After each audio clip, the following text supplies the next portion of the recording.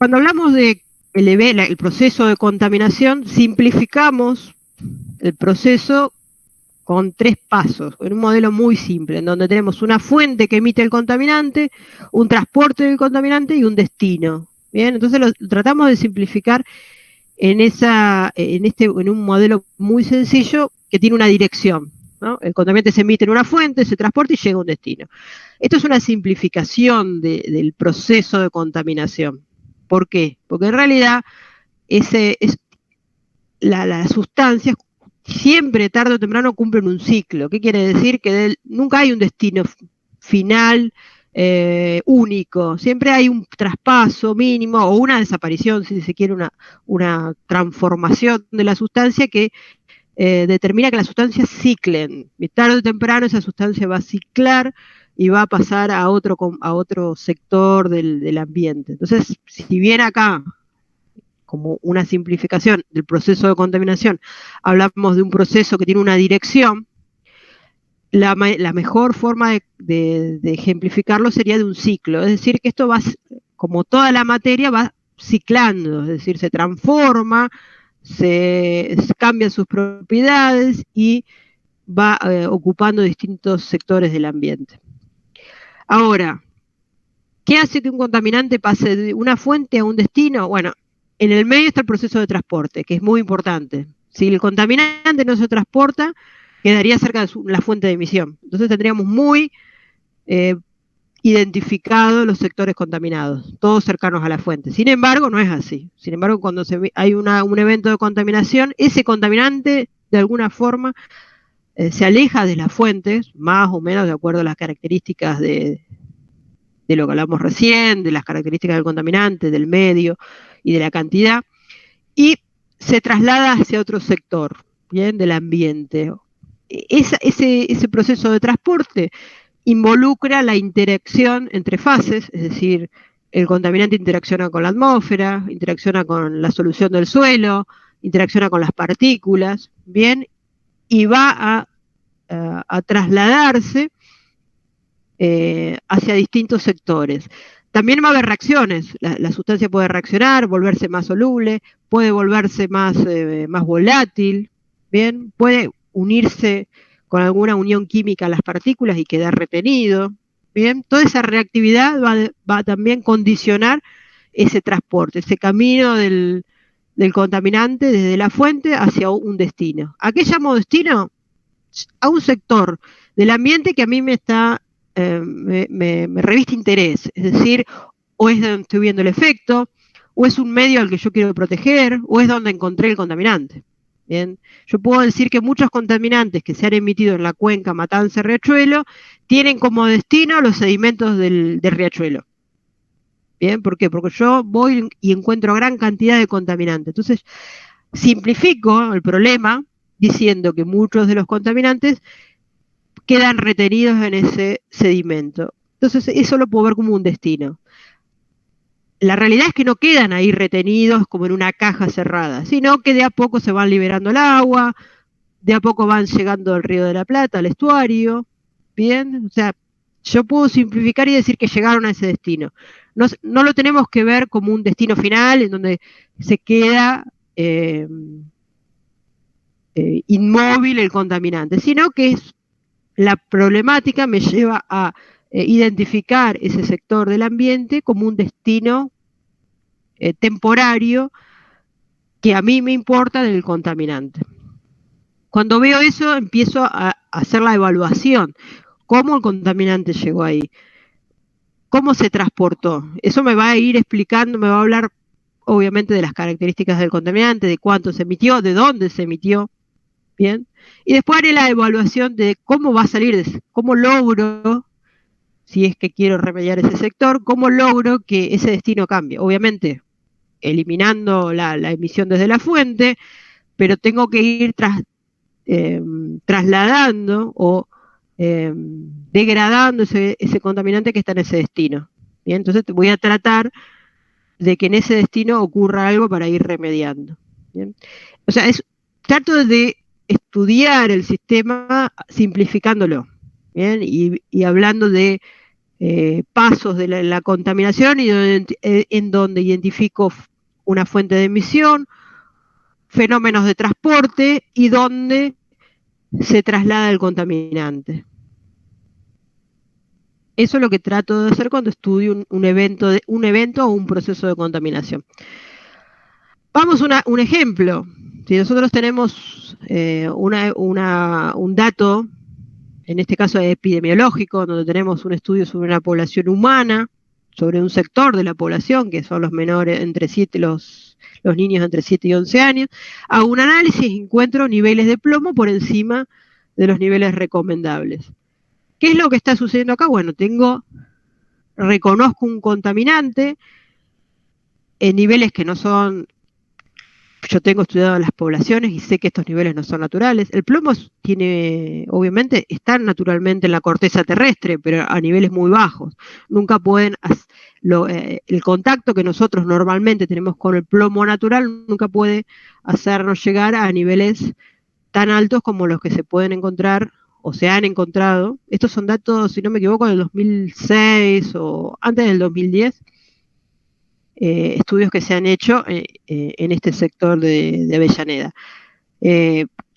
A partir de eso se hicieron tratamientos y procesos de averiguación de fuentes y mejoramiento de la calidad de vida de la población para ir solucionando esto. O sea, se han tomado medidas, no sé los resultados que han tenido, pero esto era previo a esas medidas que posteriormente se tomaron.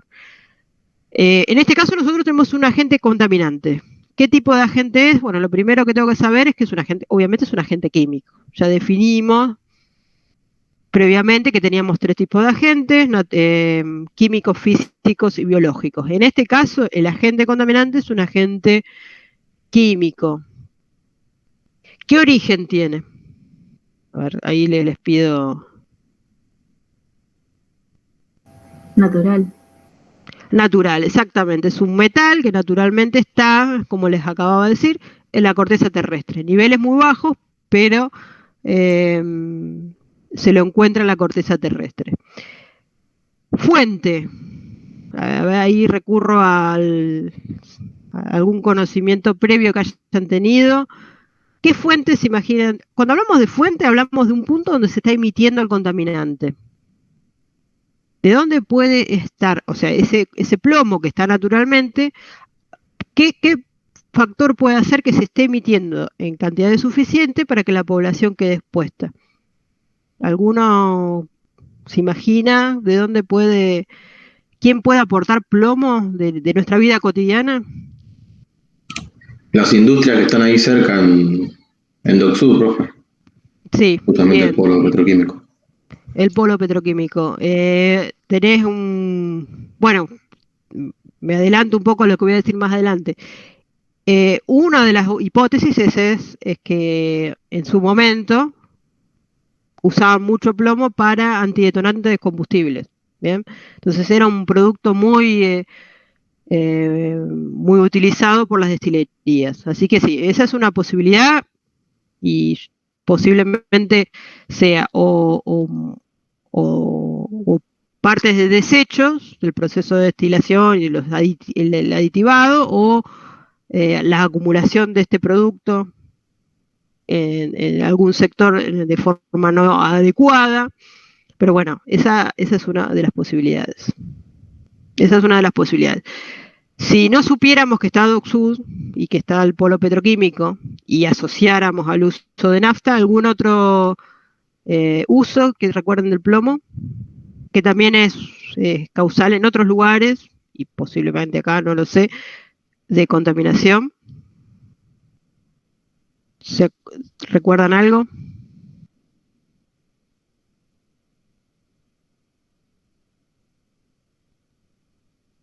Las baterías, los acumuladores, las empresas que trabajan con baterías, ya sea reciclando o fabricando, tienen un nivel de plomo elevado. O sea que muchas veces ha habido conflictos con los acumuladores. Bien, ahí Ahí seguimos. Ahí le estaba buscando el nivel de la ley 24, a ver si...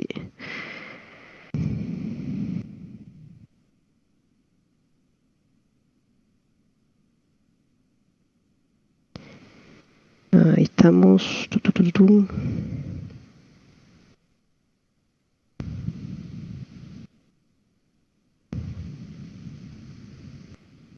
Bien. Bien. A ver si... Y después lo que vamos a querer saber es cómo desde esa fuente puede trasladarse, porque bueno, Marcos decía bien que en este caso DocSud puede ser una fuente de emisión, o sea, una destilería o todas las destilerías, o alguna otra empresa que esté dentro del polo petroquímico puede ser un lugar de emisión. Ahí iremos discriminando si es un depósito, si es algún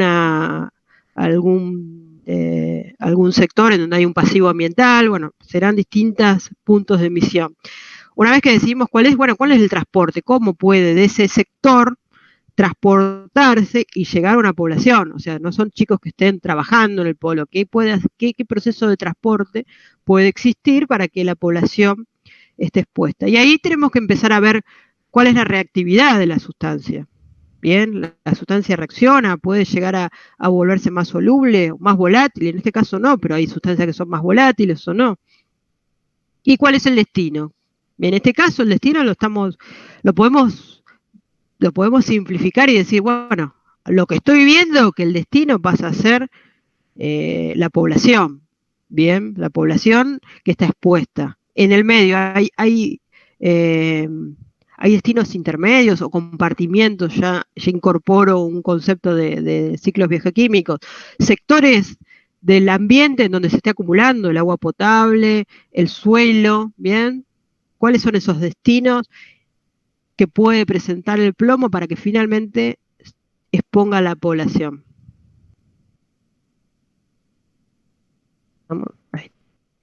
Bien, lo que primero veo es las características del plomo. Eso lo voy a hacer, obviamente el plomo como elemento natural tiene sus características, que son las que vimos como un metal con su densidad y su reactividad dada por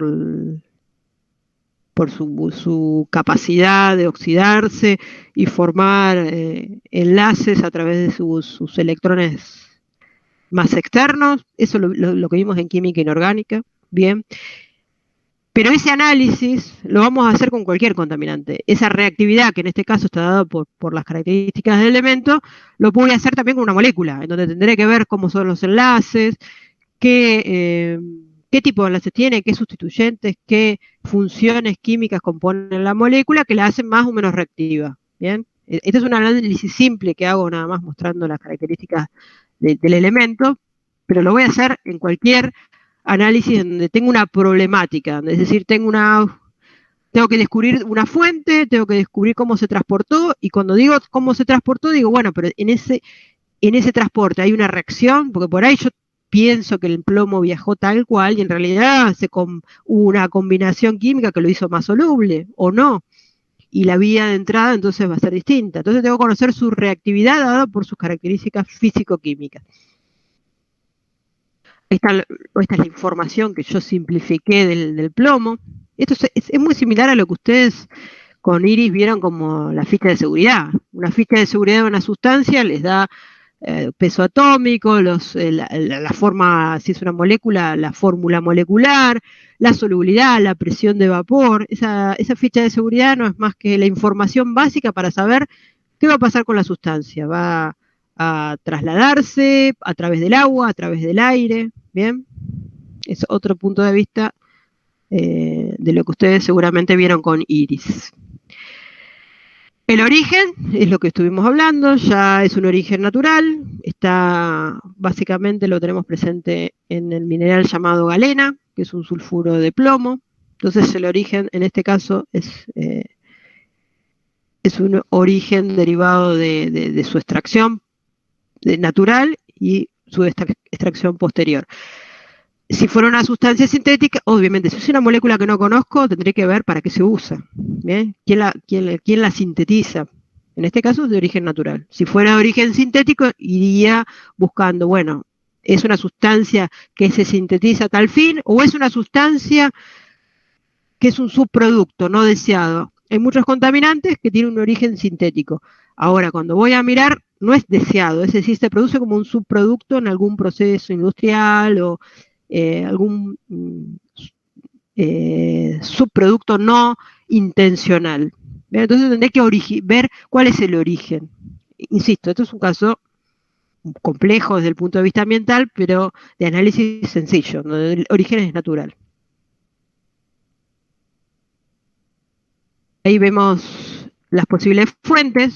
Ya habíamos hablado que la petroquímica era lo primero que pensamos en este caso. Ahora el plomo lo podemos tener en pinturas, lo podemos tener en placas que son aislantes, en las baterías, y los vertederos, es decir, los lugares donde se acumulan residuos, pasan a ser también lugares fuente de emisión de plomo, entre otras cosas. Obviamente lo que son residuos no controlados, muchas veces son fuente de todo.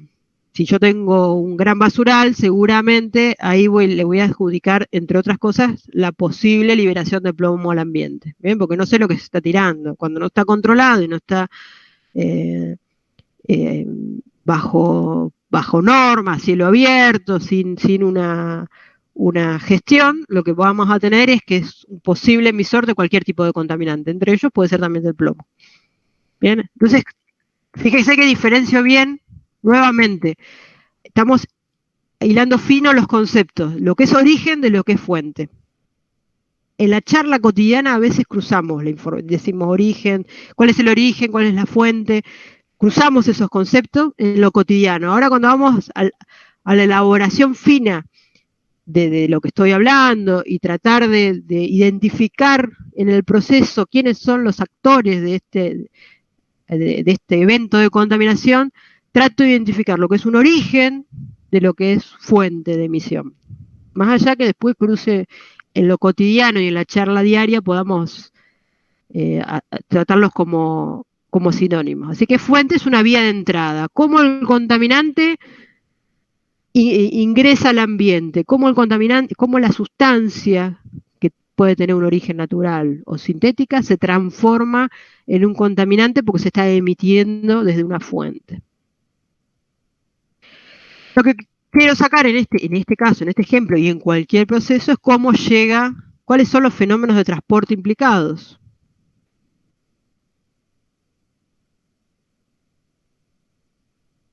Obviamente, si tengo un medio contaminado como un basural, lo que tengo es la posibilidad de que haya un contacto directo. Bien, si identifico que hay un vertedero y que hay contacto directo, bueno, el contacto se irá directo con el producto contaminado. Bien, eso es una vía simple de contacto. Ahora, también puedo pensar que no hay contacto directo.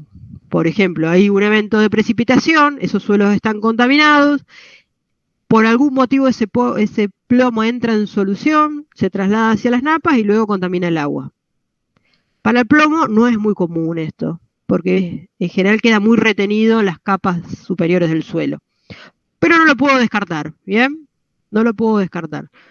Y sobre todo para otros contaminantes es un evento posible. Por ejemplo, nitratos, ¿bien? Los nitratos, cuando hay una alta concentración en los suelos, pueden lixiviar, así se llama el proceso de transporte a través de la solución del suelo, lixiviación con X. Ese proceso es un movimiento vertical, desde las capas superiores, a través de los poros, por la solución del suelo, hasta las napas, ¿bien?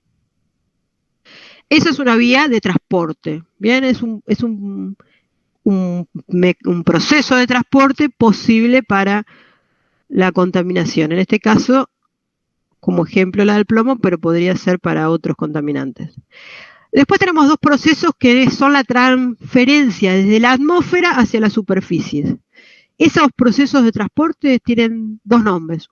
Uno es la depositación húmeda, que sucede cuando el contaminante está en las partículas en suspensión en la atmósfera. y por un evento de precipitación, o sea, una lluvia o nieve, es arrastrado verticalmente desde la atmósfera hacia la superficie. Imagínense flotando las partículas con el contaminante, hay una precipitación, una lluvia, bien, y esas gotas que van cayendo arrastran a esas partículas que están en suspensión. Si hay un contaminante asociado a esas partículas son trasladadas desde la atmósfera hacia la superficie del agua o la superficie terrestre. ¿Bien? Eso se llama depositación húmeda. Otro proceso de depositación desde la atmósfera hacia la superficie es la depositación seca, cuando las masas de aire tienen partículas en suspensión. Bien.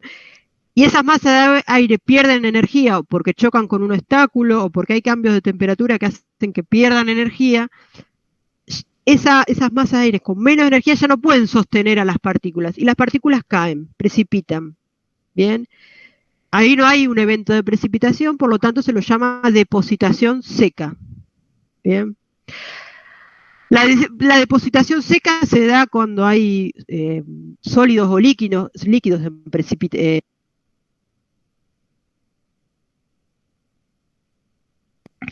La precipitación seca, depositación seca se da cuando hay partículas sólidas o aerosoles en suspensión y caen, pero la depositación húmeda puede suceder también con gases. Hay gases que se disuelven en las gotitas de agua de la precipitación y llegan a ser arrastrados por la precipitación. ¿Bien? Depositación húmeda y depositación seca.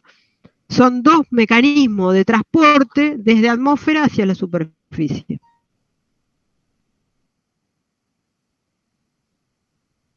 Obviamente, si hay una depositación hacia los suelos, luego podemos sumarle otro mecanismo. Lo que quedó en el suelo puede a su vez ser transportado a las napas por lixiviación, o sea que pueden estar combinados estos, o sea, no son un fenómeno no impide que haya otro más, o sea, pueden ser varios pasos que haga el contaminante hasta llegar al destino que yo estoy evaluando ahora, que es la población. Bien, así que puede haber varios fenómenos de transporte implicados, no es un camino simple. Eso que estuve haciendo, a ver, que vamos a volver atrás, trata de armar un ciclo o armar una vía de traslado, de transferencia de un contaminante de un lugar a otro. Lo mismo hace el estudio de los ciclos biogeoquímicos. Cuando nosotros hablamos de ciclos biogeoquímicos, es el estudio de del cómo circula la materia o las sustancias a través del planeta. Bien, a escala global generalmente los estudiamos. Y lo que tratan de hacer es simplificar el traslado de la sustancia a través de ciclos biogeoquímicos. Esto es un ciclo biogeoquímico. ¿Por qué? Porque tenemos en cuenta la biota, tenemos en cuenta la geología y la química de la sustancia.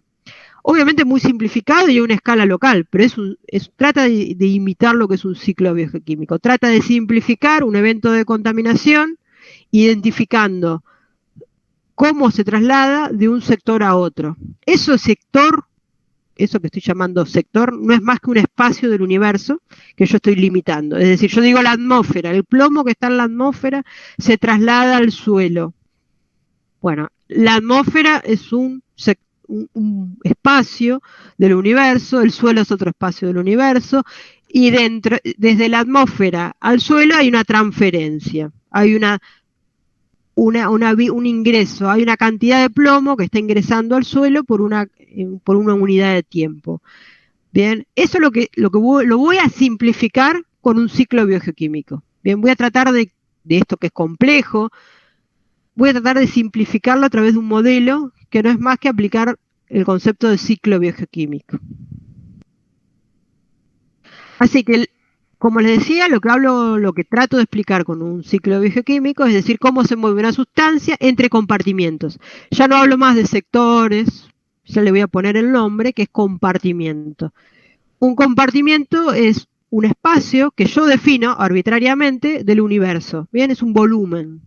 Yo digo, la atmósfera de todo el planeta, o si no digo la atmósfera que está sobre Villa Inflamable, bien, o sea, un sector, o puedo decir el espacio de aire que hay 5 centímetros por encima del suelo, no importa, yo lo defino, defino los límites de los compartimientos.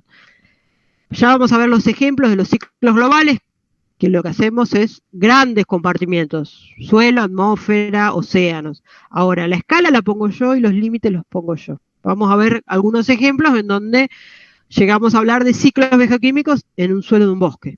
Bien. Entonces, lo primero que defino en un ciclo biogeoquímico es cuáles son las cajas de donde se va a ir agrupando el contaminante y se va a ir trasladando hacia otras cajas. Esas cajas las voy a llamar compartimientos, ¿bien? O reservorios, ¿bien? Son espacios, son volúmenes, ¿bien? Del universo, que yo limito a necesidad de mi estudio. El contaminante va a estar dentro de esos espacios. O sea, voy a tener una cantidad de contaminante en la atmósfera, una cantidad de contaminante en el suelo, una cantidad de contaminante en la biota o una cantidad de contaminante en el organismo de los niños, en este caso del ejemplo del plomo. Bien. Esa va a ser la reserva o carga que tenga cada compartimiento del contaminante. Y va a ser una cantidad. Van a ser kilogramos, van a ser miligramos, cantidad del contaminante en cada compartimiento, en cada caja. Después voy a tener un flujo, es decir, qué cantidad de contaminante se traslada de una caja a la otra. Por ejemplo, de la atmósfera al suelo. ¿Qué cantidad se está trasladando? Por unidad de tiempo. Tantos gramos de plomo, obviamente, eso en general para contaminantes como el plomo son menos de miligramos. ¿Cuántos miligramos de plomo se depositan por unidad de tiempo en la superficie del suelo? Si es que está viajando por la atmósfera. ¿Bien?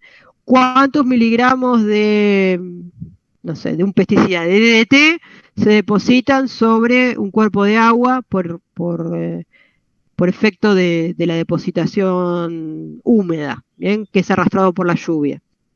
Entonces, es una tasa, es una cantidad de contaminante por unidad de tiempo, por año, por día, por hora, ¿bien? Después vamos a tener tasas de renovación, es decir, una vez que ingresa el contaminante, ¿cuánto tarda en irse? ¿Cuánto tarda en retirarse de ese compartimiento? Si yo corto el ingreso, ¿cuánto tarda en vaciarse ese compartimiento? Eso lo vamos a llamar tiempo de residencia. Y tasa de renovación es cuántas veces se renueva por unidad de tiempo. Bien, el contaminante que está, cuántas veces recambia por unidad de tiempo. Vamos a hablar más de tiempo de tasa de residencia más que de renovación. En alguna bibliografía van a encontrar que llaman fuente al flujo de entrada. Está relacionado con lo que estuvimos viendo, pero alguna literatura específica de contaminantes al flujo de entrada, al compartimiento, lo llama fuente. Y sumidero al flujo de salida. Ahora cuando veamos los ejemplos, vamos a ver esa flechita que nos están diciendo. Y hay algo interesante que es la presencia de los reservorios acumulativos. ¿Qué son los reservorios acumulativos? Dentro de estos ciclos hay sectores o compartimientos o cajas en donde el contaminante permanece mucho tiempo. ¿Por qué permanece mucho tiempo? Y porque tiene más tasas de entrada más grandes que las tasas de salida. Entonces se va acumulando. Muchas veces son los organismos son esos reservorios acumulativos. Porque una vez que ingresa el contaminante, queda retenido, o porque se asocia al hueso, o porque queda en el tejido lipídico. Los sedimentos de los fondos de los cuerpos de agua son reservorios acumulativos. El ejemplo que les dije hoy del riachuelo es un ejemplo. Las características de los sedimentos hacen que muchos contaminantes quedan retenidos. Es decir, una vez que ingresan, la tasa de salida es muy baja. Bien, entonces en general estos reservorios acumulativos son en donde uno detecta el problema, porque es en donde el contaminante alcanza las concentraciones más altas. Bien, ¿alguna duda hasta aquí? Muchas, supongo, pero bueno, alguna que les surja, ¿no? Por ahora todo bien. Bien, bien. Sigamos entonces. Y por último, como parámetro lo que les comentaba hoy, que es tiempo de residencia. Tiempo de residencia, una de las formas más fácil de verlos es cuánto tarda en vaciarse el compartimiento si yo corto la entrada. Si yo dejo de emitir el contaminante y le corto la entrada, solo dejo la salida. Esa salida que puede ser ir a degradación. La degradación es una salida. Tengo una caja, un suelo contaminado. Digo, bueno, dejo de emitir el contaminante. ¿Cuánto me va a persistir el problema? O sea, ¿cuánto voy a tener el contaminante ahí? Tengo que tener una salida. Si el contaminante queda, no se degrada y no se mueve, el problema lo voy a tener, el pasivo va a estar hasta que yo no tome una medida. Imaginemos que pongo unas plantas que la degradan. Bueno, ¿cuál es la tasa de degradación? Esa tasa de degradación es una vía de salida. Y ahí digo, bueno, ¿cuál es el tiempo de residencia? ¿Cuánto tarda el compartimiento en llegar al nivel 0? ¿Cómo saco el tiempo de residencia? Es la carga que tenga por la tasa de salida. Eso es el concepto de tiempo de residencia. Tiempo de residencia está muy asociado a vida media también. Vida media, ¿qué es? No nos fijemos, los números no nos importan porque lo vamos a ver cuando veamos degradación, pero el concepto de vida media está asociado directamente a tiempo de residencia. La vida media es cuánto tiempo necesito para que la concentración se reduzca a la mitad. Bien, entonces si tengo 500 miligramos por kilogramo de suelo y yo quiero llegar a 250, ¿cuánto tiempo necesito? Eso se llama vida media y se calcula a partir del tiempo de residencia solamente multiplicándolo por el logaritmo natural de 2. Esto tiene una explicación de una función matemática que es la función de decaimiento. La vamos a ver cuando veamos degradación. ¿Bien? Entonces, ¿qué tenemos asociado a un ciclo biogeoquímico? Definición de compartimientos, esas cajas, esos espacios del universo que nosotros limitamos y en donde va a estar el contaminante. Tasas o flujos, que son la velocidad con que el contaminante pasa de un compartimiento a otro. Reservorios acumulativos, que es donde el contaminante se va a ir acumulando con mayor magnitud. Tiempo de residencia y vida media. Son conceptos asociados directamente con lo que es un ciclo biogeoquímico. Es una pregunta que la van a tener en el cuestionario y también es una pregunta muy habitual que la usamos para iniciar un parcial, ¿bien? Cómo se construye un ciclo biogeoquímico, que es para entrar en todos los conceptos de transporte y lo que vamos a ver en la clase que viene, que son qué propiedades físico-químicas determinan ese transporte. Bien, por eso lo usamos como una vía de entrada a la temática que abordamos en la materia. Bien, teníamos que el transporte de un compartimiento a otro lo medíamos con una tasa. Esa tasa es una velocidad, cantidad de contaminante por unidad de tiempo, que se traslada de un compartimiento a otro. Ahora, ¿qué transportes tenemos? ¿Cuáles son las vías de transporte? Algunas las nombramos, que son, por ejemplo, la depositación, que acá la podemos ver como una sedimentación. El transporte vertical de las partículas en la atmósfera, eso lo vimos. También vimos lixiviación, por ejemplo.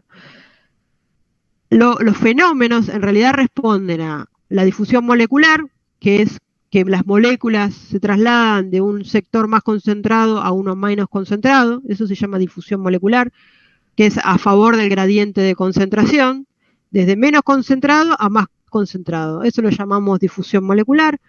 Flujo turbulento, lo que les comentaba, las masas de aire con distintos tipos de energía generan masas de aire o masas de agua, cualquier tipo de fluido genera turbulencia o porque choca con un obstáculo o porque hay diferentes densidades, entonces se generan flujos turbulentos. Eso hace que haya transferencia de un compartimento a otro. La advección también es un mecanismo de transporte asociado al movimiento de contaminantes. La advección es que el movimiento de una sustancia por acompañando la masa de un fluido. Por ejemplo, tenemos una masa de aire cálido que se eleva por los movimientos convectivos. El aire cálido se vuelve menos denso, entonces se eleva. al elevarse lleva consigo algunas sustancias que están en esa masa de aire. Ese movimiento se llama advección. El contaminante se mueve porque toda la masa de aire que lo contiene se mueve. Es un movimiento advectivo. La sedimentación, que es un fenómeno que también sucede en los fluidos cuando hay partículas. Tenemos partículas en suspensión, por algún motivo pierde energía la masa de agua o de aire que lo contienen y sedimentan por gravedad. La bioturbación, en donde tenemos la actividad biológica como medio de transporte. El ejemplo más que uno puede visualizar más fácil en el ambiente, por ejemplo, ciertos anélidos, por ejemplo, las lombrices, tienen la capacidad de hacer cuevitas en el suelo, ¿no? Y se alimentan de partículas. Y esas partículas, bueno, ese mecanismo es fundamental para trasladar nutrientes.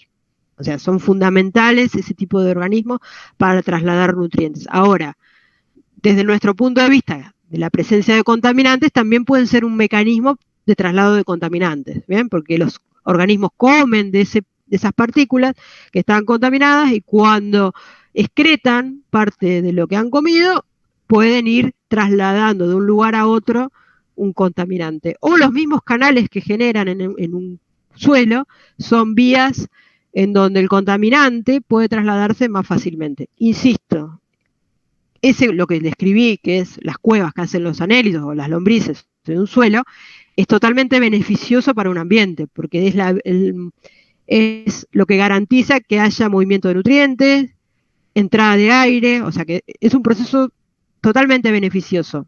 Ahora, al momento de evaluar el movimiento de un contaminante, tenemos que tener en cuenta que puede ser una vía de movimiento de un contaminante a otro, de un contaminante de un lugar a otro, ¿bien? O que facilita. Intercambio aire-agua, cuando tenemos, ya lo vamos a ver más adelante, cuando tenemos una sustancia que es soluble pero a su vez volátil, puede escaparse, intercambiar entre la atmósfera y el agua.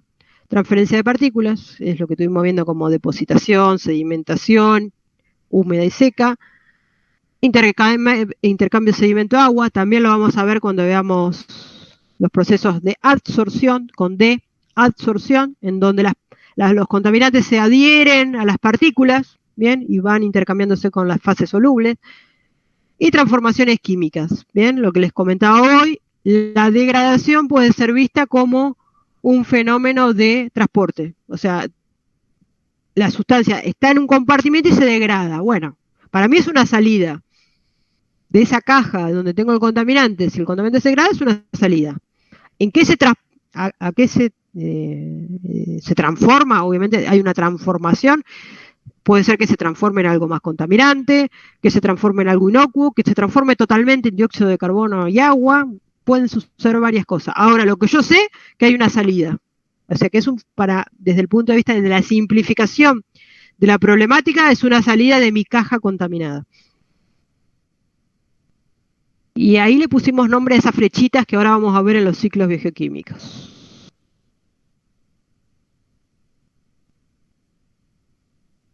Seguramente en otras materias han visto ciclos bioquímicos, lo van a ver en biología o lo vieron en ecología o en microbiología, los grandes ciclos globales en donde tenemos ciclos bioquímicos. Esos ciclos globales están hechos a una escala en donde tenemos los grandes compartimentos ambientales, atmósfera, litósfera, océano, o sea, tenemos tenemos grandes áreas en pocos compartimientos. Esos ciclos estaban divididos en dos, los ciclos gaseosos, en donde estaba involucrada la atmósfera, y los ciclos sedimentarios, en donde la sustancia ciclaba sin tener ningún componente atmosférico. Bien, esos modelos tienen la lógica que esos modelos que son los ciclos bioquímicos, tienen la lógica que estuvimos charlando recién sobre qué componentes tiene un ciclo bioquímico. Obviamente el más conocido es el ciclo de carbono, muy conocido porque, bueno, obviamente porque es fundamental para el desarrollo de la vida en el planeta, es muy conocido porque se lo evalúa con los cambios climáticos globales, bien, entonces es un ciclo muy estudiado, y obviamente es fundamental para explicar muchísimos procesos. ¿Qué vemos acá? Compartimientos: océanos, suelo, vegetación, atmósfera, ríos, ¿bien? Y tenemos asociados números a esos compartimientos. Vamos a ver si puedo poner el...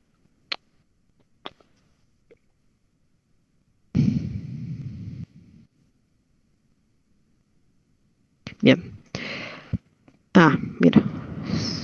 Tengo números asociados. De atmósfera, 750. ¿Qué me está diciendo eso? Que estos son gigatoneladas de carbono en todo el compartimiento atmosférico global del planeta. ¿Bien? O sea que está en una unidad, obviamente son unidades grandes, debido a la gran cantidad de una sustancia que es una sustancia mayoritaria. ¿Bien? Lo mismo que para vegetación, 560 gigatoneladas contenidas en toda la vegetación del planeta. Son estimaciones, obviamente, que deben tener un error importante, pero luego del consenso de muchos trabajos, llegan a cifras estimadas. Producto de la deforestación, se genera un flujo de salida desde la vegetación a la atmósfera de 1 a 2 gigatoneladas anuales de carbono, ¿bien? Ciclos, tasas anuales, ¿bien? La misma unidad, gigatonelada, pero como flujos anuales. Contenido en los combustibles fósiles que están en los reservorios, estamos hablando de 10.000 gigatoneladas, las cuales por la extracción y uso liberan 5 a 6 gigatoneladas anuales de carbono a la atmósfera. ¿Bien? Y así todos los compartimientos. En el océano, 38.000 gigatoneladas, y sedimentan a los fondos oceánicos 0,5 gigatoneladas anuales. ¿Bien? Y acá tenemos intercambio aire-agua. Exactamente, atmósfera-agua. ¿Bien? ¿Qué hay en este intercambio? Bueno, ahora vamos a ver qué procesos están implicados. Lo mismo que la atmósfera. En la atmósfera tengo una tasa de entrada de carbono y una tasa de salida en la biosfera, en realidad en general, de 60 gigatoneladas por año. Acá fíjense que no tengo nombre de procesos. O sea, los intercambios que estoy viendo tienen tasas, tengo los compartimientos, ahora no le puse nombre a los procesos. Hay otros modelos de ciclos biogeoquímicos, acá, le ponen nombre a esos procesos. Fíjese que en este modelo, que es un modelo, lo que llamaríamos un modelo conceptual, es decir, están los conceptos, no están las tasas, no está cuantificado, no tengo números, pero tengo nombre de los procesos.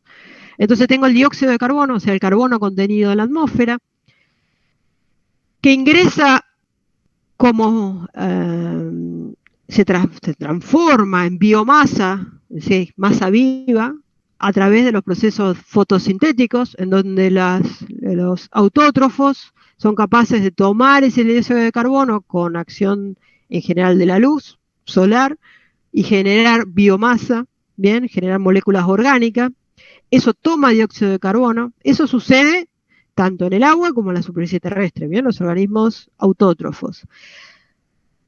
Y también se libera dióxido de carbono por la biota, por los procesos de respiración o biodegradación de esas sustancias orgánicas sintetizadas. ¿Bien? Acá tenemos los intercambios agua, esas flechitas que veíamos acá, estos 92 y 91, intercambio aire-agua, incluye los procesos de solubilización. Parte del dióxido de carbono se solubiliza en el agua y parte del dióxido de carbono que está en el agua vuelve hacia la atmósfera. Ese es un intercambio aire-agua. ¿Bien? Parte del carbono que está disuelto va a reaccionar, va a formar parte de lo que es el carbono. Ahí estamos. Parte del carbono inorgánico que está solubilizado en el agua puede reaccionar y formar carbonatos y precipitar. Ese puede ser el proceso que vimos, ese intercambio océano-sedimentación, por ejemplo. Entonces acá le pusimos nombres a esos procesos. Disolución, parte del carbono que está en los fondos oceánicos o fondos de un sedimento de un agua puede disolverse y entrar de vuelta a la columna de agua. Entonces esa es otra forma de modelizar, un modelo que en este caso es un ciclo biogeoquímico del carbono, donde le pusimos nombre a los procesos de transporte. Bien, fíjese que esos procesos de transporte están incluidos procesos bióticos, químicos y físicos, en donde la sustancia se traslada de un compartimiento al otro. O sea, no es un simple movimiento. En algunos hay reacciones que involucran organismos o reacciones abióticas. Bien. Acá tenemos otro ciclo de carbono a una escala local. ¿Por qué? Porque tenemos el suelo, no un suelo, sino un bosque. Bien, acá los autores dijeron, bueno, vamos a hacer un modelo conceptual de cómo es el ciclo biogeoquímico del carbono en un bosque. Y bueno, ahí tenemos el dióxido de carbono que entra por fotosíntesis, se elabora biomasa, que son hojas, ramas, raíces y troncos. Esas ramas, raíces y troncos, a medida que van muriendo y van degradándose, generan materia orgánica que va al suelo. Esa materia orgánica se va degradando y forma el humus, en donde va a permanecer mucho más tiempo que lo que permanece en las hojas, en el tronco y las raíces. Ese humus en general ahí dice estable. ¿Qué quiere decir? Que el carbono que forma parte de ese humus que está en el suelo tiene una transferencia mucho más baja. Es decir, la tasa, que acá dice descomposición, es mucho más baja en general que la tasa de transferencia, por ejemplo, desde las hojas hacia la materia orgánica. Entonces es un compartimiento. Si miro este diagrama como compartimientos, entonces tengo el dióxido de la atmósfera, en el bosque, que incluye hojas, ramas y raíces, la materia orgánica y el humus. El humus es un compartimiento que podría ser un reservorio acumulativo de carbono. Cuanto más estable sea ese humus, más carbono va a retener.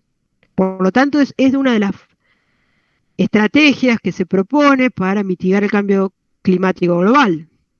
Si nosotros logramos estabilizar carbono en el humus, podemos retener mucho carbono y evitar que se libere en un corto periodo de tiempo. Por lo tanto, no aumentar las concentraciones de dióxido de carbono. Ahora, si yo talo el bosque y expongo ese humus al aire directamente a condiciones oxigenantes, en general ese humo se va a degradar rápidamente y lo que voy a tener es un flujo muy elevado de dióxido de carbono. Todo lo contrario a lo que trataría de hacer si quiero mitigar un cambio climático. ¿Bien? Exponer este humus a las condiciones muy oxidantes, con presencia altas de oxígeno, en general lo que va a hacer es lo hace inestable y se degrada fácilmente. Entonces, lo que aumento es esta tasa de descomposición y aumentaría el flujo hacia la atmósfera de dióxido de carbono. ¿Ven? Ahí les muestro cómo uno analizaría a escala local un ciclo, en este caso del carbono, que podría ser de otra sustancia, de una sustancia sintética, orgánica, inorgánica. Seguramente también lo vieron al ciclo de nitrógeno en algún momento. El ciclo de nitrógeno también es un ciclo atmosférico, en donde tenemos un ciclo gaseoso, en donde tenemos un gran compartimiento contenedor de nitrógeno, que es la atmósfera.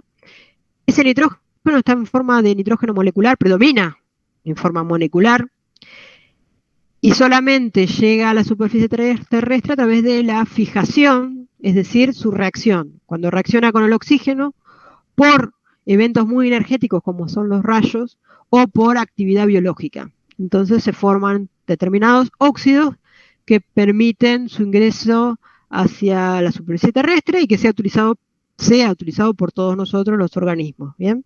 Esos son fenómenos de fijación.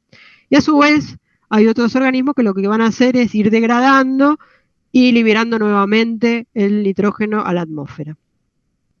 Esos ciclos ocurren tanto en la superficie terrestre como en la acuática. ¿Bien? Acá tenemos un ciclo en donde tenemos los flujos estimados, ¿bien? No las cargas, pero sí los flujos. Fíjense que tenemos flujos anuales de de fijación, de desnitrificación, bien, expresados en 10 a la 12 gramos. Flujos de desnitrificación desde el agua. O sea que es un modelo donde hay una cuantificación de flujos. Acá tenemos un modelo nuevamente conceptual, en donde le pusimos nombre a determinados procesos. ¿Ven? Ahí tenemos los efectos, cómo el nitrógeno que está en la atmósfera llega hacia la superficie terrestre a través de los rayos solares, rayos fuertemente energéticos que generan la oxidación del nitrógeno molecular a óxidos, ¿bien? O la fijación biológica. ¿Bien? Obviamente, la liberación de óxido de nitrógeno para el vulcanismo también es importante, entonces también fenómenos naturales. Otro modelo, que en este caso nuevamente un modelo conceptual. ¿Bien? Fíjense que acá no hay números, entonces le voy poniendo nombres a los compartimientos, le pongo nombre a los procesos de entrada y salida, pero no los cuantifiqué, no sé qué cantidades. Ahora reconozco los procesos que me transportan la sustancia de un lugar a otro. Obviamente el nitrógeno es un elemento esencial para la vida, o sea que solamente se convierte en contaminante cuando hay ciertas alteraciones. ¿Qué alteraciones del nitrógeno pueden existir? Una es la formación de smog fotoquímico. Los óxidos de nitrógeno cuando están en la atmósfera tienen un ciclo, ¿bien? En donde se transforman en dióxido y monóxido de acuerdo a la intensidad, a la presencia de luz solar. O sea, durante el día esos enlaces se rompen y se forman óxidos, mono y dióxido. Cuando en el ambiente hay contaminantes, reaccionan con esos óxidos y rompen este ciclo y se acumulan sustancias nocivas. Entonces, los óxidos de nitrógeno frente a contaminantes generan sustancias que conforman el smog fotoquímico. Lo que tenemos acá en el esquema, tenemos la luz solar incidente en un óxido de nitrógeno, cualquier tipo de óxido de nitrógeno, que en este caso el dióxido de nitrógeno, que reacciona con esta molécula que tiene un color rojo. Esa molécula podría ser cualquier compuesto orgánico volátil, en general derivados de la combustión.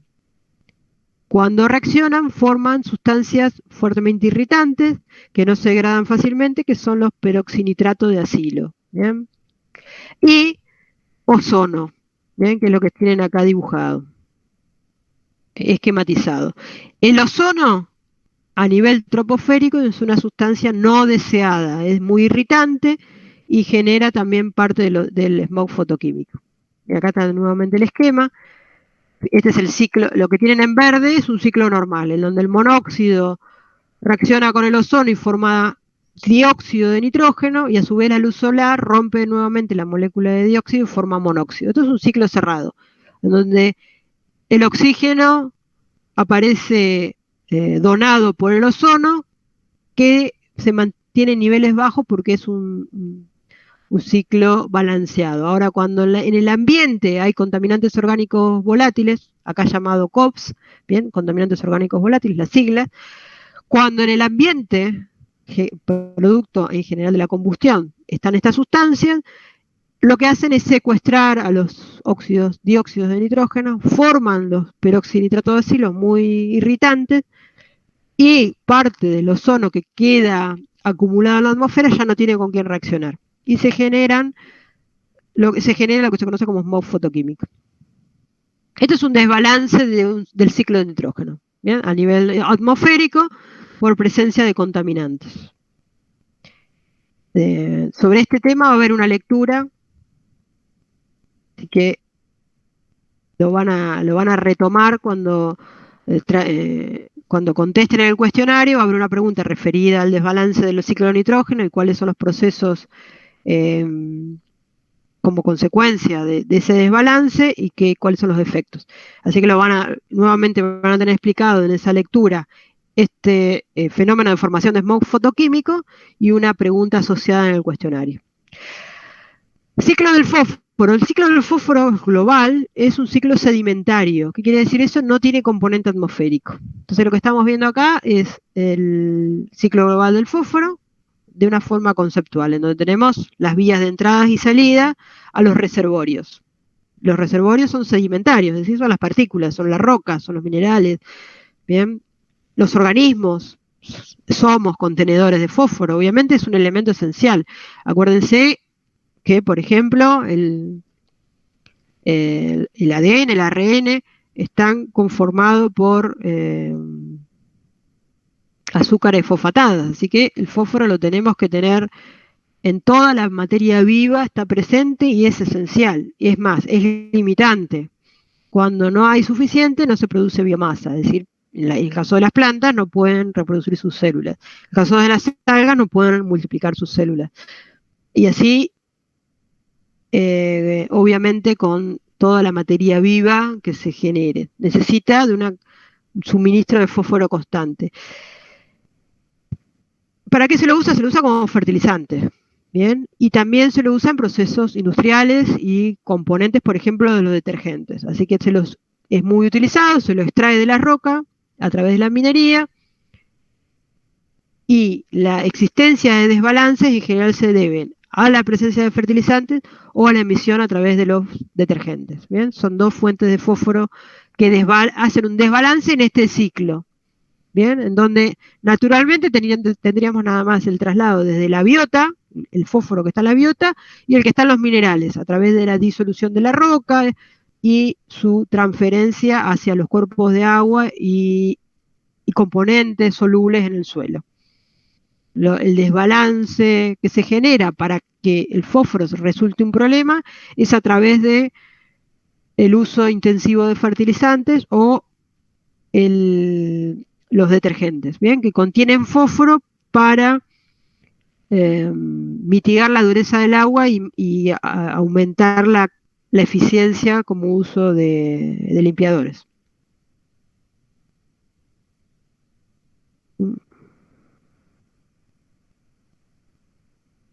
Bien, acá tienen el mismo, lo que veíamos recién era un modelo conceptual, en este caso un modelo cuantificado, donde tienen números, están cuantificadas las cargas, carga de fósforo en las plantas, carga de fósforo en los suelos, carga de fósforo en los sedimentos, y los compartimientos tienen su carga y sus tasas de transferencia de polvos por la atmósfera, transferencia desde la degradación de la materia orgánica hasta su nueva incorporación para formar nueva materia viva, sedimentación, bien, sedimentación desde lo que está contenido en el agua hacia lo que está en los sedimentos, eso se llama sedimentación, lo que escapa por escorrentía, que es arrastrado por la superficie en forma de lámina a través de la superficie terrestre hacia los cuerpos de agua, bien, y todo está cuantificado a escala global, flujos anuales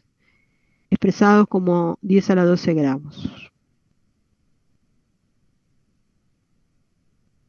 ¿Qué sucede cuando hay una alteración del ciclo global de nitrógeno a una escala? Esto en realidad ocurre a una escala en una escala local o regional, en general esa escala local, es decir, este fenómeno de alteración del ciclo de fósforo en general ocurre en lagos, en lagunas o en ríos y tiene una magnitud a escala local. ¿Bien?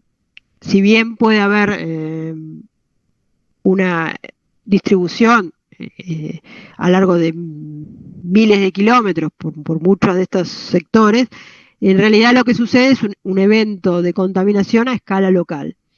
¿Y en qué consiste ese desbalance? El desbalance es conocido como eutrofización, y sucede en los cuerpos de agua. Cuando existe este desbalance, lo que se produce es un incremento en la capacidad que tienen los organismos de reproducirse. Nosotros tenemos un cuerpo de agua balanceado, que es el que tienen a la parte superior a la izquierda, ¿bien? Que estoy marcando. Ese es un cuerpo de agua balanceado. Entonces tengo la cantidad de nutrientes suficientes para mantener una cierta población de algas. Esas algas se degradan, consumen oxígeno al degradarse, forman parte de la alimentación de los organismos que están ahí. Una vez que se degradan, liberan nuevamente los nutrientes y el ciclo está balanceado. Ahora, cuando hay un exceso de nutrientes, nitrógeno y fósforo, sobre todo fósforo, cuando hay un exceso, y ahí me voy a la imagen central, en donde tengo un exceso de nitrógeno, las algas y organismos fotosintéticos no ven limitado su crecimiento, es decir, se reproducen. Empiezan a producir mucha biomasa porque el limitante en estos ambientes son los nutrientes. Cuando los nutrientes están en exceso, se reproducen más allá de la capacidad que tiene el sistema para degradar esa materia orgánica. El sistema, al degradar la materia orgánica, consume oxígeno. Si hay mucha materia orgánica, consume mucho oxígeno, tanto que el sistema se vuelve tan pobre en oxígeno que los organismos ya no son capaces de tener suficiente para mantener sus metabolismos. Y aparecen metabolismos anaeróbicos, metabolismos en general de bacterias y hongos que no requieren oxígeno. Esas bacterias degradan la materia orgánica mucho más lento, por lo tanto se va acumulando mucha materia orgánica sin degradar. Y los cuerpos de agua se vuelven más o menos, es decir, menos profundos, porque se acumula más sedimento. Menos oxígeno, más sedimento, y a su vez el crecimiento de las algas en la parte superior aumenta la mortalidad, porque crean como una capa que impide la luz, la entrada de luz. Entonces hay más mortalidad de organismos. Entonces se va retroalimentando el proceso y se va acelerando el colmatado de los cuerpos de agua, hasta que generan plantas arraigadas, porque ya la capacidad de contener, o sea, las semillas que ingresan a ese sistema pueden brotar y pueden crecer, se generan plantas arraigadas, se generan gases desagradables. La consecuencia es que lo que se simplifica el sistema, o sea, parte de las especies que estaban antes ya no pueden sobrevivir, pierden calidad, porque hay sustancias que son tienen olor desagradable, ya no se pueden usar como aguas potables, porque tienen muchos sedimentos, entonces pierde calidad el sistema en general. Este proceso se lo denomina eutrofización y sucede a una escala local cuando hay un desbalance en el fosfato. ¿Bien? El ingreso de fósforo como su óxido, como su anión, como fosfato, es el principal generador de estos eventos. También sucede cuando hay excesos de nitrógeno a través de su anión, como el nitrato. ¿Bien? Un ejemplo de solamente cómo una sustancia natural, necesaria, esencial, puede desbalancear un sistema y nosotros ver como un efecto nocivo en el ambiente. ¿Bien? Bien, vamos a dos ejemplos con un contaminante más eventos de contaminación más conocidos, como son los eventos por contaminación por mercurio y contaminación por plomo. En ambos casos podemos hacer ciclos biogeoquímicos en donde identificamos compartimientos, en donde, en este caso, los metales se mueven y se trasladan entre ellos. En el ejemplo del mercurio, este ciclo biogeoquímico que está publicado incorpora o reconoce los flujos naturales y los flujos antrópicos, es decir, los generados por el hombre. ¿Qué quiere decir? El mercurio circula en el ambiente naturalmente. Por ejemplo, las emisiones volcánicas, las erupciones volcánicas, emiten mercurio. ¿Bien? Y es un movimiento que tiene naturalmente el mercurio por el planeta. Ese flujo está cuantificado. Acá lo tenemos como 500 toneladas por año de mercurio que se libera a la atmósfera debido a las erupciones volcánicas. Fíjense que está en color negro. Estos autores lo que hicieron es cuantificaron y simbolizaron con color negro los flujos naturales. Pero tenemos las emisiones también industriales. Fíjense que hay 3.400 toneladas anuales de mercurio que se emiten en la atmósfera por procesos industriales. Bien. Entonces ahí tenemos la volatilización. Lo importante del mercurio, que ya lo vamos a ver más adelante, es que tiene una fase volátil importante. Es el único metal que tiene una fase volátil a temperatura ambiente importante. Es volátil, o sea, el mercurio cero se vaporiza, que no pasa con otros metales a temperatura ambiente. Entonces la fase atmosférica es importante. Tan importante que fíjense que tenemos de esas emisiones en la atmósfera hay una predominancia de origen antrópico que natural. Hay 2.000 toneladas que son naturales, pero también hay una carga de 3.500 que son de origen antrópico. Hay salidas que tienen origen mixto, fíjense que desde la vegetación a la atmósfera se libera parte del mercurio, tanto de origen natural como antrópico. Bien, o sea, no lo pueden separar, son orígenes mixtos. La quema de biomasa es una liberación importante de mercurio, bien, y obviamente un ingreso hacia la superficie terrestre y acuática a través de flujos de depositación y disolución. Bien. También acá es otro ejemplo de un de un ciclo bioquímico donde hay una cuantificación. O sea, estos autores han cuantificado las cargas, es decir, cuánto hay en cada compartimiento, cuánto entra y sale en este caso del mercurio, a una escala global.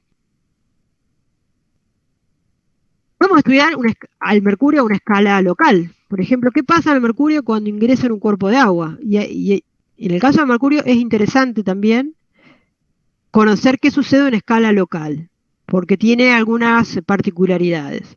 Acá tenemos un cuerpo de agua en donde tenemos identificado, no cuantificado, o sea, no hay números acá, pero sí identificados fenómenos de transporte. Acá tenemos lo que está como runoff, que es en realidad la escorrentía, bien, el arrastre que pueden hacer el agua desde la superficie hacia un cuerpo de agua. Bien, entonces, eso es una vía de entrada posible. Otra vía de entrada, acá tenemos lo que estuvimos hablando hoy. Depositación húmeda y seca.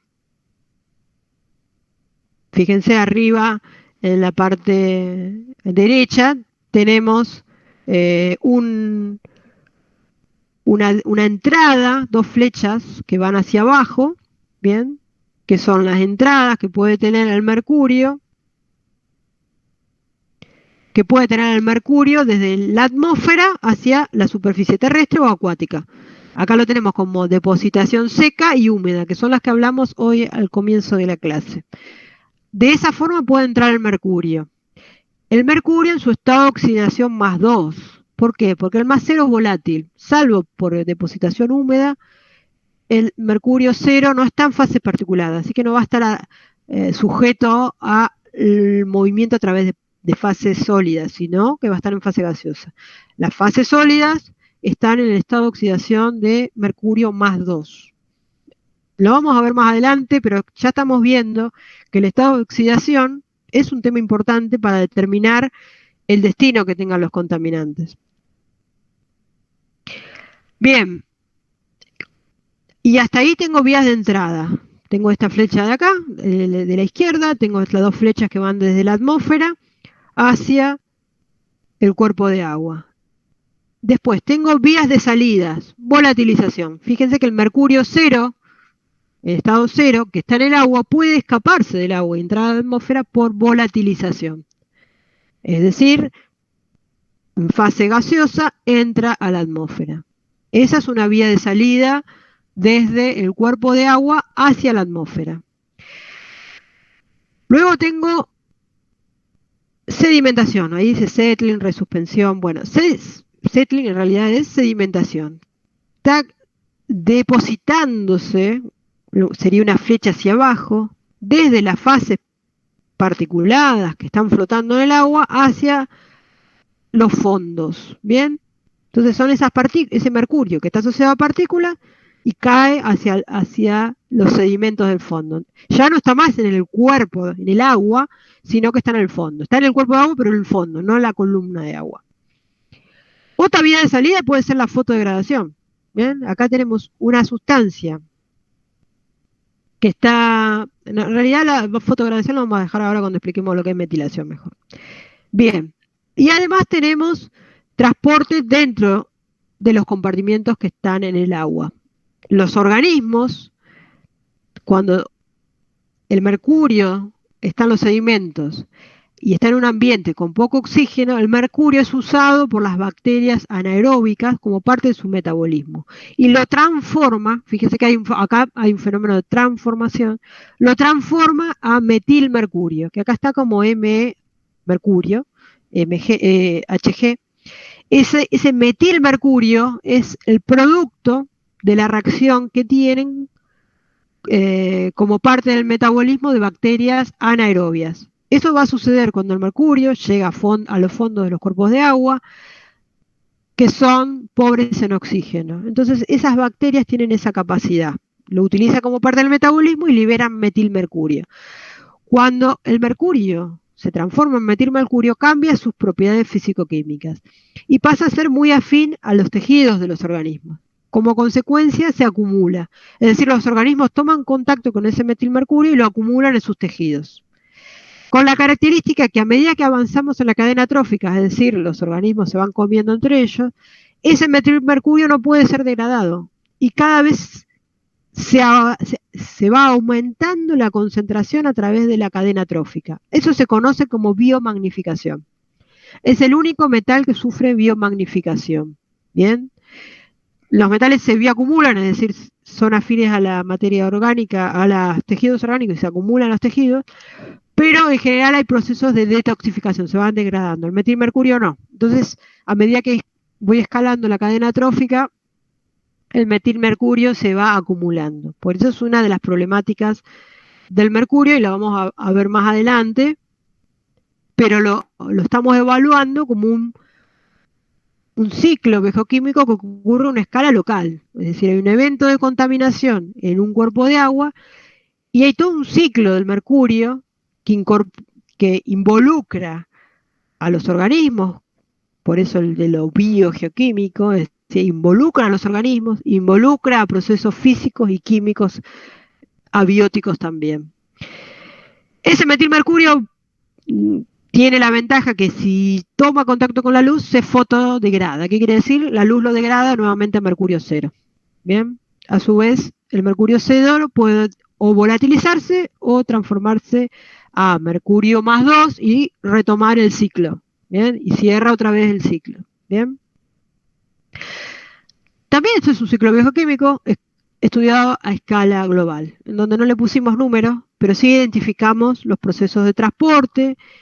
Fíjate que cuando hablo de procesos de transporte hablo de procesos físico-químicos. No puedo separar las reacciones químicas, oxidorreducción, fotodegradación, son todas reacciones de transformación de la sustancia y cambios en su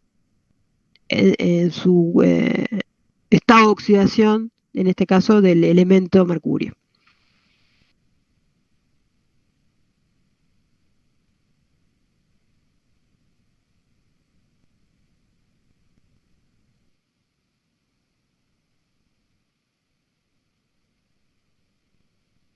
Bien. Bien. Y por último ahí tenemos un ejemplo más complejo, que es el de un ciclo global muy completo, muy detallado del plomo. Esto es lo que estábamos hablando al inicio, como ejemplo habíamos puesto el plomo, vamos a terminar con este ciclo. Este es un estudio que sintetiza mucha información de muchos años de trabajo, de muchos autores. En realidad, para conocer la carga de plomo a escala global del suelo, lo que se hace es tomar mucha información en donde los trabajos miden concentración de plomo en el suelo. Y a partir de esa concentración se estima la carga, es decir, la masa total en una cantidad de suelo que puede ser a escala global. ¿Bien? O sea, lo que necesitamos saber es concentración y luego estimar a partir de esa concentración una carga. ¿Bien? O sea que esto sintetiza muchos de esos trabajos donde miden concentración en muchos ambientes. Entonces, cientos o miles de trabajos a lo largo de todo el globo logran estimar la carga en cada compartimiento de plomo y sus flujos y transferencias a través de esos compartimientos. Acá lo que tenemos es eh, el planeta dividido el planeta y las son extraplanetario también. Fíjense que tienen desde la Luna, la órbita terrestre, bien. Después tenemos atmósfera, después tenemos la fabricación, producción, agricultura, recursos de combustibles fósiles, materiales de uso, materiales de descarte, la biomasa terrestre, el suelo, dividido en suelo y el material, el regolito, es decir, el material parental, cuerpos de agua, océanos, la biomasa en el océano, nuevamente la corteza oceánica y el material superficial, la corteza terrestre, el manto, el núcleo terrestre y cuantificada la cantidad de plomo en cada uno de esos compartimientos. ¿Bien? Y a su vez los flujos de transferencia desde esos compartimientos hacia las tasas de transferencia entre compartimientos. Por ejemplo, recursos minerales, fíjense que hay una línea celeste que va hacia producción. No es más que la minería, la extracción de ese mineral y su elaboración y manufactura. ¿Bien? Los colores me indican la incertidumbre. ¿Qué quiere decir eso? ¿Con qué certeza están calculados los números? Cuando tenemos colores rojos hay 100% de incertidumbre, es decir, son datos poco confiables, si quieren decirlo así. Y en el caso de los números violetas, son los números, sí, es un violeta, y son valores más dados con más precisión. ¿Bien? En el caso del plomo, la emisión a la atmósfera se vio reducida con más intensidad cuando se dejaron usar los combustibles con los aditivos. El plomo se usa como antidetonante, es decir, se lo incorpora a los combustibles como tetraetilplomo, que es la molécula que tienen a la izquierda en la parte superior, tetraetilplomo, fíjense que es el plomo con 4 etilos unidos, ¿bien? O tetrametilplomo. El plomo, la molécula que estaba en la parte de abajo, es el plomo con 4 unido a 4 metilos. ¿Bien? Eso es el trimetilplomo y tetraetilplomo. Lo que evita este aditivo es la detonación dentro del cilindro, entonces aumenta la eficiencia de un motor. Pero estos aditivos eran perjudiciales para los catalizadores, entonces se dejaron de utilizar, no porque contaminaban, sino porque arruinaban los catalizadores de los escapes. Entonces, esa medida redujo la liberación de plomo hacia la atmósfera. El plomo, una vez que era aditivado en los combustibles, salía de los escapes como gran parte como residuos dentro de las partículas de carbón que se emitían. Y otra parte salía tal cual, o sea, un 5% de lo que se agregaba a los combustibles directamente se emitía como gas, como un gas de escape, o sea, no reaccionaba y se emitía directamente, o sea que esa es la parte volátil que contaminaba directamente la atmósfera. Pero eso alrededor de los años 90, de las décadas del 90, empezó a reducir su liberación por dejarse de utilizar hasta con plomo. Bien.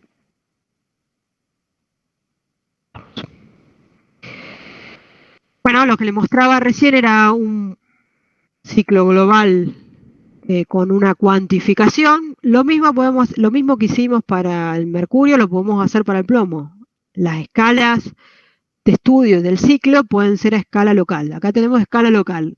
¿Qué pasa con el mercurio cuando llega a un lago? A la derecha tienen un lago. ¿Qué pasa con el mercurio cuando interacciona con el material particulado, ese material particulado con los organismos? Entonces ahí tenemos un proceso, un ciclo, y en este caso de forma conceptual, no hay números, pero sí sabemos los fenómenos que pueden vincularse al ingreso de plomo en un cuerpo de agua. Ahí tenemos el plomo que predomina, que es el particulado. El plomo es poco soluble, así que la fase solubilizada va a ser poca, va a predominar asociado a partículas en fases sólidas. Esas partículas pueden ser ingeridas por los organismos y el plomo bioacumularse, con la característica que no se va a biomagnificar, es decir, a lo largo de la cadena trófica las concentraciones no se van a ver aumentadas. Bien, esas partículas pueden sedimentar y formar parte del fondo del sedimento, es decir, del fondo de esos cuerpos de agua y acumularse en ese reservorio. Bien, por turbulencia pueden resuspenderse y entrar otra vez, flotar esas partículas y estar otra vez en la columna de agua. Bien, así que eso es un ciclo conceptual que podemos describir en un cuerpo de agua, y algo parecido lo puede ocurrir en el océano, ¿bien? Donde tenemos la fase que domina la particulada. ¿Por qué? Porque el plomo es poco soluble. En el caso particular del plomo, en la clase que viene, en el tema que corresponde a la clase que viene, van a tener una lectura que hace hincapié en la dinámica del plomo.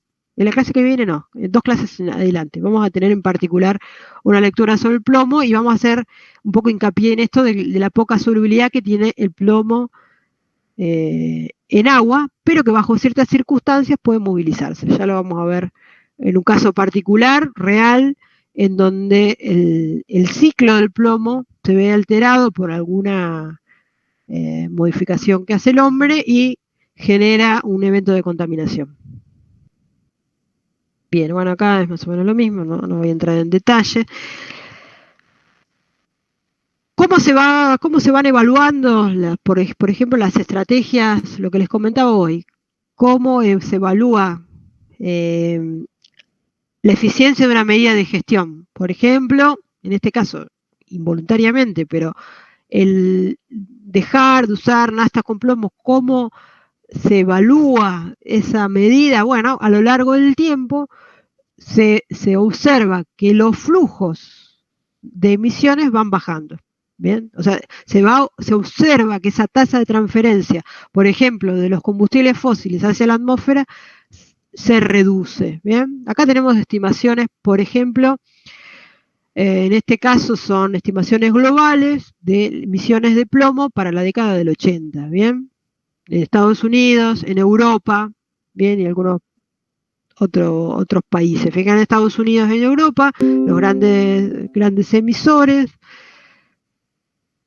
tienen flujos, por ejemplo, por 5 a países africanos. Bien, obviamente son, en la década del 80, gran consumo de combustible fósil hacía que estas vías de ingreso a la atmósfera sean prioritariamente los países desarrollados. Bien, y ahí tenemos otras fuentes de emisión industrial, obviamente el carbón, la combustión de carbón es una fuente de emisión importante de plomo a la atmósfera. Bien, y estos son flujos anuales. Cuando se toma una medida, se evalúa cómo disminuyen estos flujos. Bien.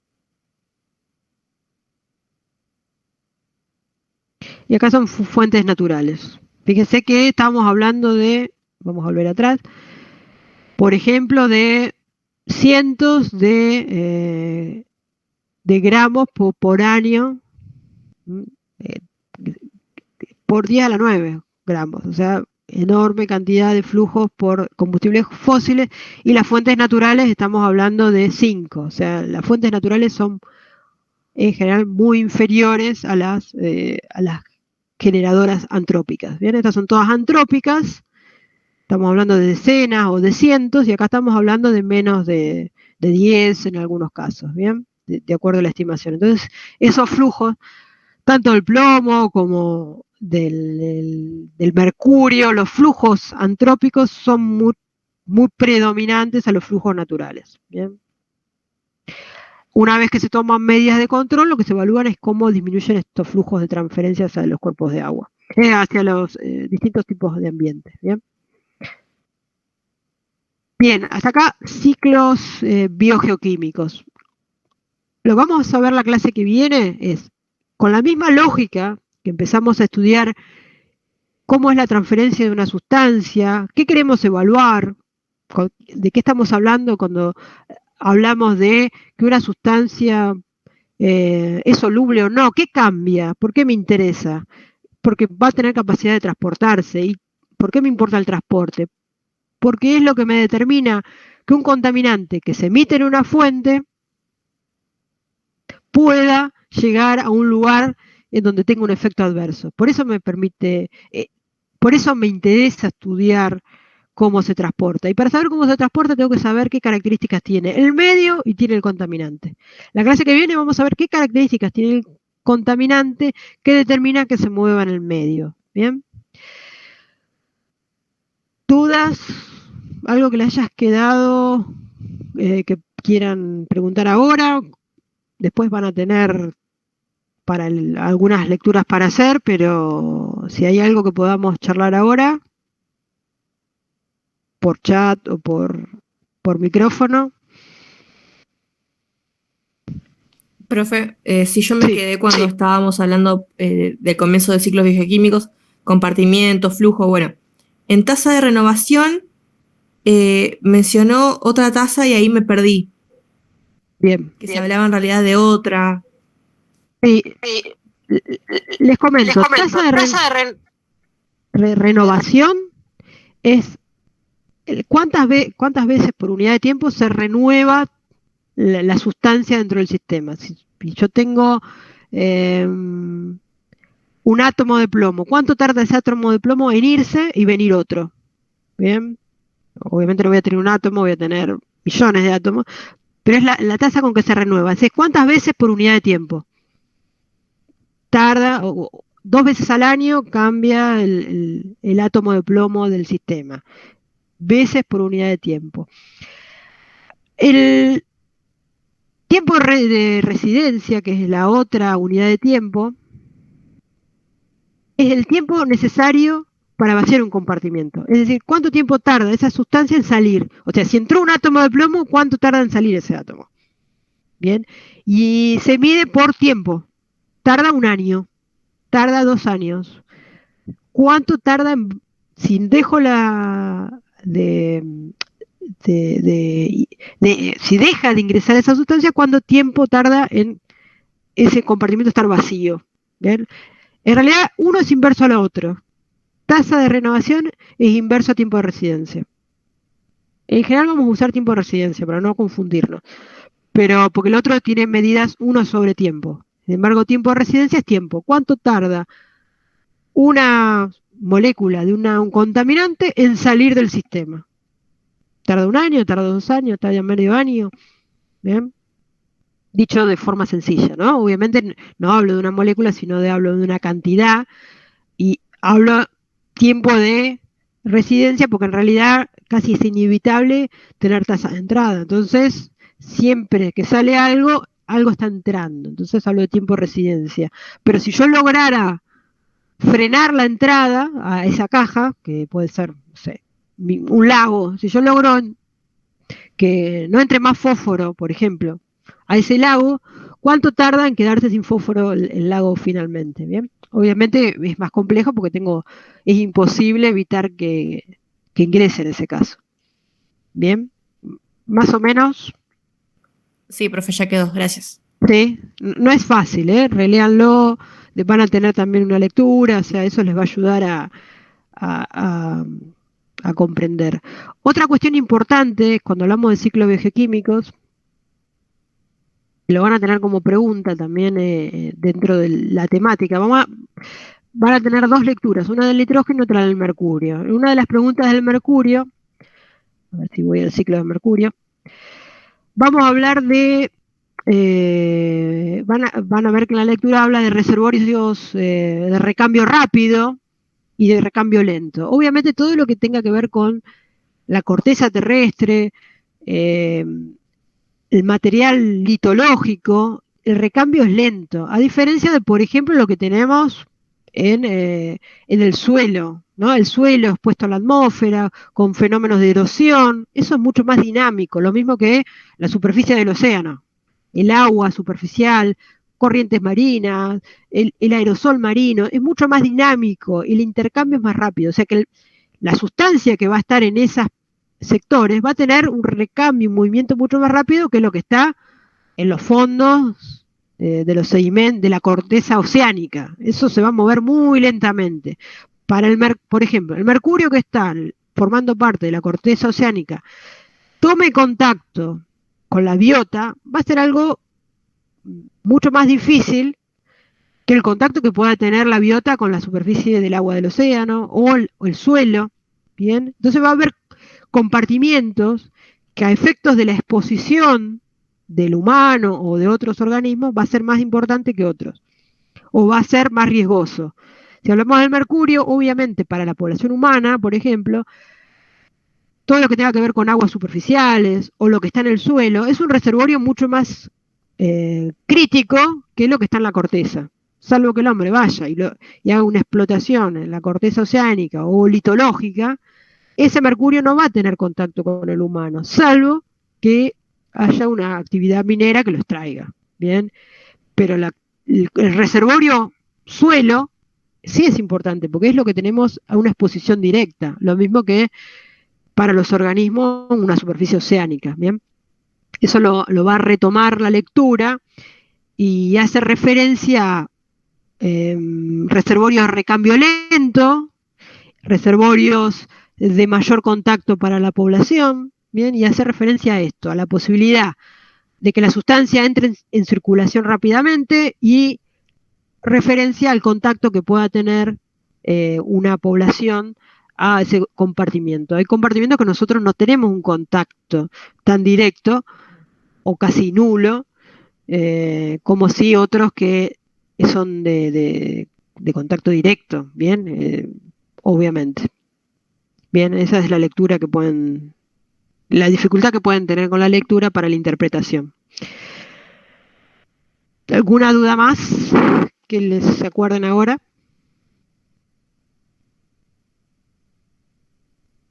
Bien, no sé si quedó alguien afuera en el chat, no estuve ahí, recibí algunos mensajes, no sé si alguno no pudo entrar, recuerden, después lo recordamos que les comparto la grabación si les sirve.